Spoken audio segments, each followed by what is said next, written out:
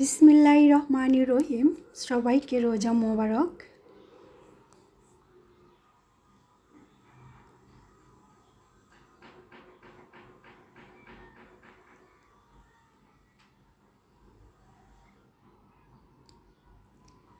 তারাবির পরে শান্তি, ইফতারের পরে ক্লান্তি, আর সেহারির অপেক্ষায় রমজানের এই রাতগুলো যেন এক অনুভূতি।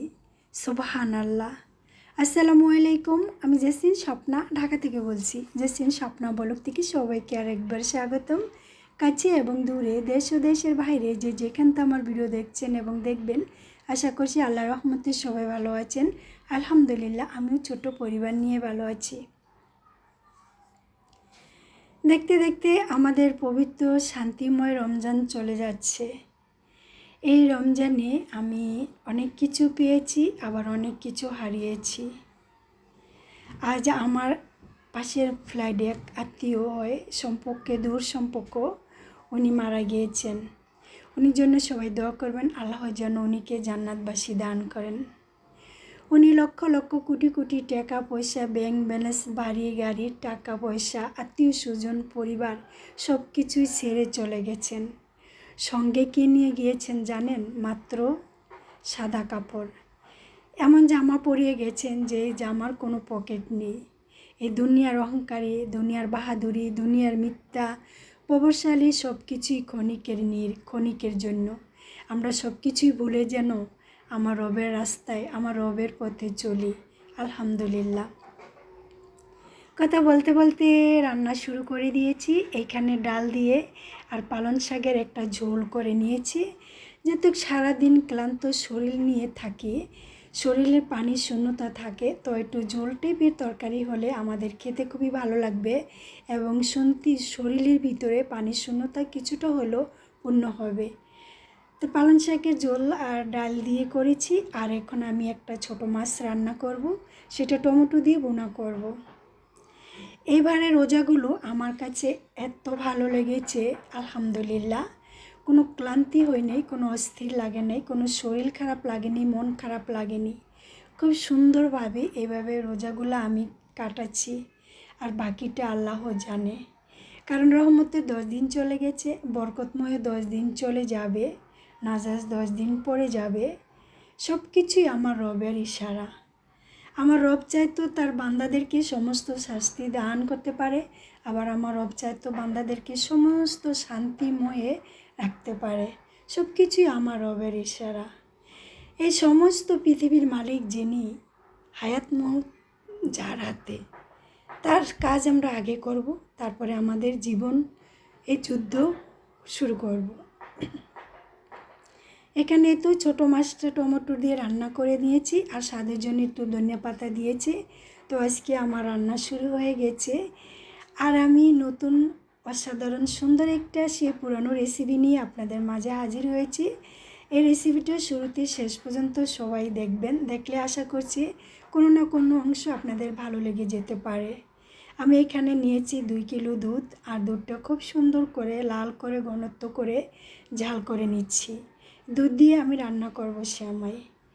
অনেক দিন যাবত হয়ে গেছে, সেই সকালবেলা পুরনো রুটি খাওয়া হয় না।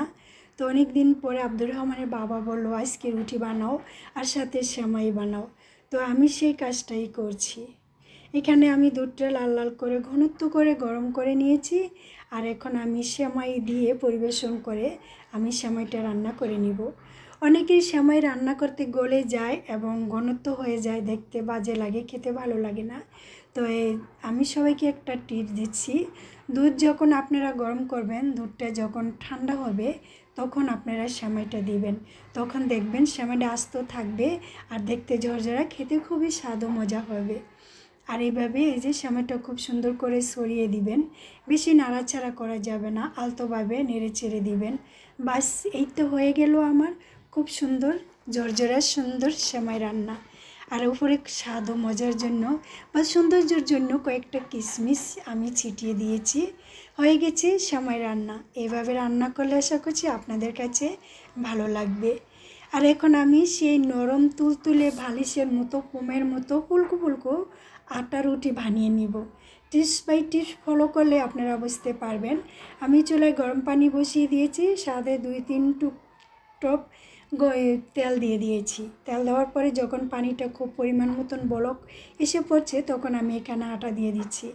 আটাটি খুব সুন্দর করে কাঠির সাহায্যে আমি চেপে চেপে নেড়ে চেড়ে নিচ্ছি। আর এখানে আজকে আমি আর আমার হাজব্যান্ড দুজনেই কাজ করছি মিলে, দুজনকে দুজন হেল্প করছি।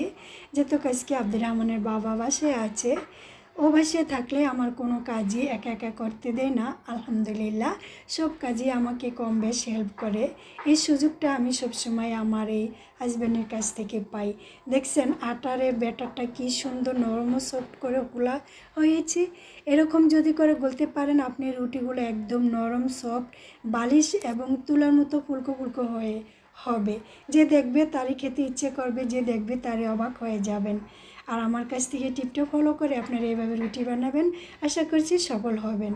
আর এই যে দেখছেন ঠিক চাঁদের মতো গোল গোল করে রুটিগুলো বানিয়ে নিচ্ছি। আজকের আমার এই ভিডিও যদি তোমাদের কাছে ভালো লাগে, প্লিজ তোমার মনে যদি চায়, তোমার ইচ্ছে ও স্বাদ ও জাগ্রত যদি হয়, চাইলে একটা লাইক দিও। আর তুমি যদি আমার চ্যানেলে নতুন হয়ে থাকো, চাইলে আমার চ্যানেলটাকে সাবস্ক্রাইব করে পাশে থাকা বেল আইকন অন করে পাশে থেকে যেও, যাতে ভিডিও ছাড়া মাত্র নোটিফিকেশন তোমার কাছে পৌঁছে যায়। আর তুমি যদি এই কাজটা অলরেডি করে থাকো, তোমাকে অসংখ্য ধন্যবাদ আমার মন ও অন্তর থেকে। রুটিগুলো এক এক করে বানিয়ে নিয়েছি, অনেকটি রুটি বানানো হয়েছে। আর আমি এক এক করে এখন আপনাদেরকে ভেজে দেখাচ্ছি কীভাবে রুটি ফুলকা হয়। আমি এক পিস হালকা করে ভেজে নিয়েছি এবং আমি দোসরা পিস উল্টিয়ে দিচ্ছি। এই দোসরা পাটকে খুব সুন্দরভাবে আপনার নিতে হবে। নেওয়ার পরে যখন আবার আপনি এই পাশটা উল্টিয়ে দিবেন, তখন দেখবেন আপনার রুটিটি জাস্ট ওয়াও বালিশের মতো এবং তুলার মতো হয়ে যাবে। যে কোনো আপনার সাথে রাগ করে থাকবে, তাকে যদি এরকম রুটি বানিয়ে সামনে পরিবেশন করেন, তার রাগ অনুরাগ সব কিছু মিশে আপনাকে ভালোবাসবে অবশ্যই ইনশাল্লাহ। এই বালিশের মতো ফুলকো রুটি খেয়ে দেখছেন কি সুন্দর ফুলে গেছি। আমি এক এক করে এইভাবে রুটিগুলো বানিয়ে নিচ্ছি আর আপনাদের সাথে শেয়ার করছি। আশা করছি আপনাদের অনেক অনেক ভালো লাগবে। আমার কথা ও কাজের মাঝে যদি কোনো অংশ ভুল ত্রুটি হয়ে থাকে, প্লিজ সবাই সুন্দর ক্ষমা দৃষ্টিতে ক্ষমা করবেন। আর আমার যদি কোনো কাজে ভুল হয়ে থাকে, আমার তো সব কাজ জানা নেই, কিছু কাজ আমি আপনাদের কাছ থেকে শিখি আর কিছু কাজ নিজের অভিজ্ঞতাতে করি। তাহলে আপনারা আমাকে সাহায্য করবেন। আপনাদের হেল্প নিয়ে আমি আশা করছি আমার এই ইউটিউব জগৎটা, এই রানিংটা আমি পাড়ি দিয়ে সফল হতে পারবো। পবিত্র মায়া রমজানের উদ্দেশ্য করে সবাইকে বলছি, আমরা মুসলিম, আমাদের ধর্ম ইসলাম ধর্ম, এই ধর্ম শ্রেষ্ঠ ধর্ম। আমরা জানি আমাদের ইবাদত কিভাবে করতে হয়, আমরা জানি আমাদের নিজেদেরকে সচেতন করে পর্দার আড়ালে কিভাবে রাখতে হয়। আমরা প্রত্যেকটি মুসলমান মেয়ে, আমাদের আল্লাহ আমার রব বলেছেন পর্দা করতে। কিন্তু এই পবিত্র মাসে রমজানের উদ্দেশ্য করেও আমি সবাইকে বলছি, প্লিজ এই দুদিনের দুনিয়াতে কেউ আনন্দ রং বিলাসিতা করবেন না। আখিরাতের কথা ভাববেন, যেখানে চিরদিন থাকতে হবে। মুসলিম হয়ে আপনি ইহুদির মতন বেপরদা হয়ে চলছেন, এই পবিত্র মাসে রমজানকেও আপনি ভয় পাচ্ছেন না। হায় রে মুসলমান, নবীজি দাউস হবেন এই বেপরদা নারীদের জন্য, সুপারিশ করবেন না। প্লিজ সবাই পর্দা করবেন, 5 ওয়াক্ত নামাজ সই সালামতে পড়বেন। যেভাবে ইবাদত করলে আমার আল্লাহ খুশি হবে, আমার রাসূলকে পাবেন, সেভাবে ইবাদত করবেন। আপনাদের এই মিশে দুনিয়া দুদিনের জন্য, চিরস্থানের জন্য নয়।